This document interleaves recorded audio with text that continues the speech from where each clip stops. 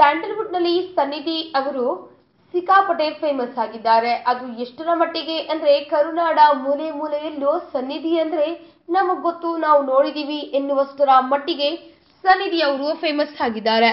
ಇನ್ನ ಈ ಒಂದು ಫೇಮಸ್ ನಿಂದಲೇ ಅವರು ಈಗಾಗಲೇ ಸ್ಯಾಂಡಲ್ವುಡ್ಗೂ ಪಾದಾರ್ಪಣೆ ಮಾಡಿ 2 ಚಿತ್ರಗಳಲ್ಲಿ ಅಭಿನಯ ಮಾಡ್ತಿದ್ದಾರೆ. ಇಂತಿಪ್ಪ ವೈಷ್ಣವಿ ಅಲಿಯಾಸ್ ಸನ್ನಿಧಿ ಅವರು ಒಂದು ಆಸೆಯನ್ನ ಇಟ್ಕೊಂಡಿದ್ದಾರೆ. ಆ ಒಂದು ಆಸೆಯನ್ನ ಸ್ವತಃ ವೈಷ್ಣವಿ ಅವರೇ ಹೇಳ್ಕೊಂಡಿದ್ದಾರೆ.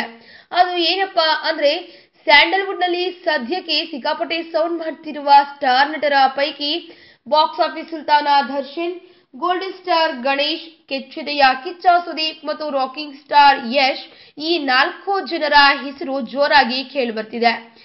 ಇನ್ನು ಹೀಗಿರುವಾಗ ಬಾಕ್ಸ್ ಆಫೀಸ್ ಸುಲ್ತಾನ ದರ್ಶನ್, ಗೋಲ್ಡನ್ ಸ್ಟಾರ್ ಗಣೇಶ್ ಮತ್ತು ರಾಕಿಂಗ್ ಸ್ಟಾರ್ ಯಶ್ ಅವರನ್ನ ಬದಿಗಿಟ್ಟು ಕೆಚ್ಚೆದೆಯ ಕಿಚ್ಚ ಸುದೀಪ್ ಅವರೊಂದಿಗೆ ನಾನು ಹೀರೋಯಿನ್ ಆಗಿ ಅಭಿನಯಿಸುವ ಆಸೆಯನ್ನ ಹೊಂದಿದ್ದೇನೆ ಮತ್ತು ಒಂದ್ ವೇಳೆ ಆ ಚಾನ್ಸ್ ಅನ್ನ ಸಿಕ್ಕಿದ್ರೆ ಖಂಡಿತ ನಾನು ಮಿಸ್ ಮಾಡ್ಕೊಳ್ಳಲ್ಲ ಎಂದು ಸನ್ನಿಧಿ ಅಲಿಯಾಸ್ ವೈಷ್ಣವಿ ಅವರು ಹೇಳ್ಕೊಂಡಿದ್ದಾರೆ.